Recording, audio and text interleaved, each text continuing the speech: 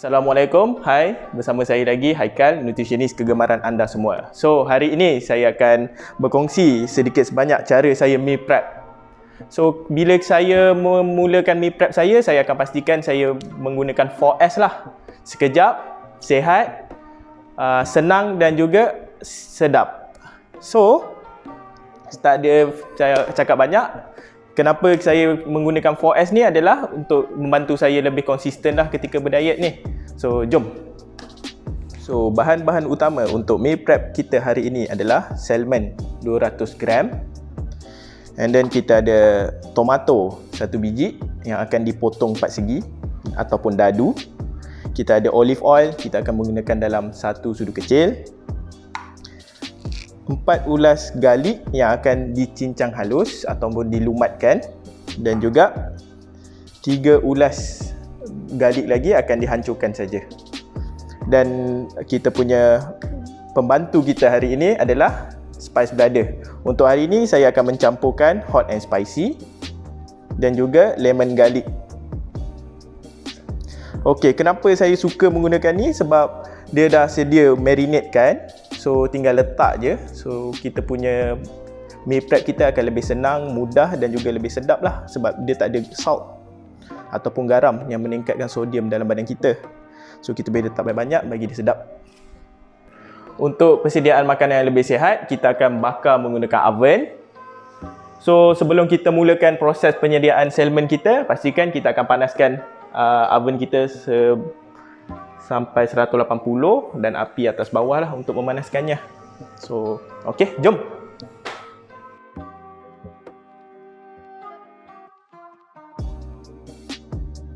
Okey, saya baru saja selesai memotong semua bahan. Kita boleh tengoklah kat sini 4 ulas yang dipotong lumat, 3 ulas yang diketuk dan tomato yang dipotong dadu jugalah saya kira.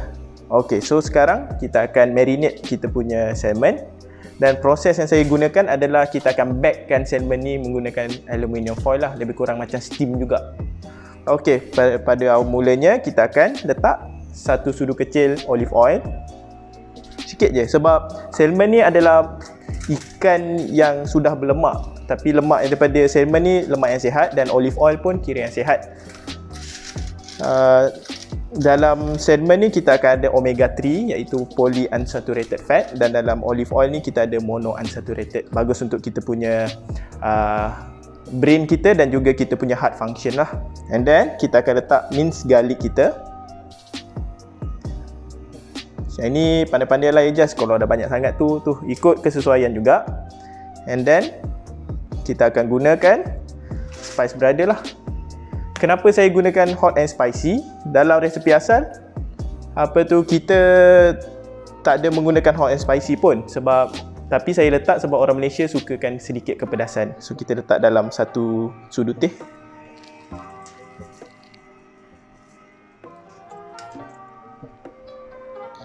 And then kita akan gunakan lemon garlic.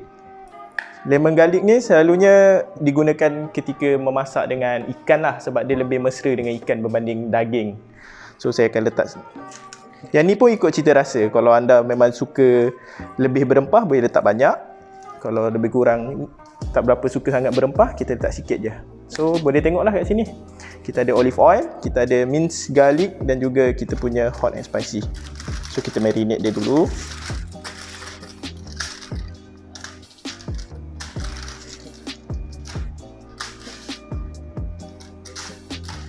Okey, so selepas itu kita akan letakkan kita punya tomato yang sudah didadukan.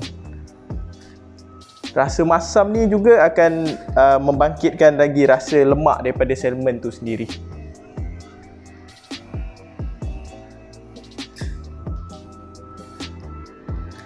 Dan akhir sekali, crush garlic kita.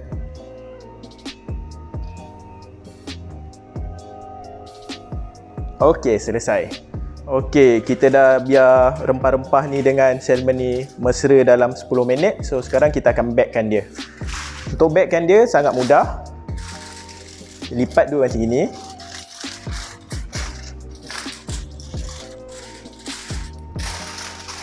Kemudian lipat. sampai dia ketat. Okey, bila dah ketat, kita rollkan hujung ni.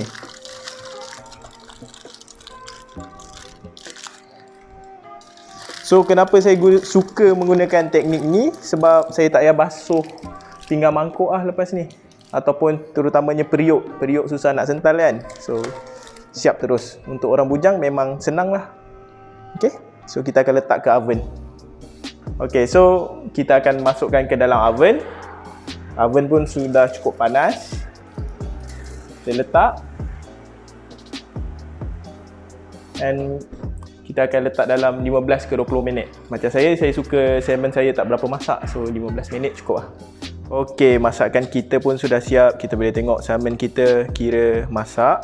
Tak ada masalah pun. 15 minit terus masak. Dah tak ada masalah.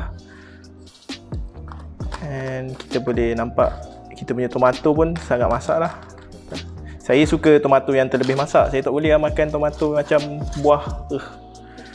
And kalau kita tengok cara kita hidangkan, memang mengikut apa yang disarankan oleh Kementerian Kesihatan lah. Kita boleh tengok kita ada suku daripada karbohidrat, suku daripada protein, dan separuh pinggan kita daripada sayur-sayuran ataupun buah-buahan. Okay? Dan nilai kalori daripada satu pinggan ni, satu cup nasi dalam 200 kalori, 200 gram salmon dalam 350, dan daripada 200 gram salmon ni kita akan dapat lebih kurang 50 gram kalori protein.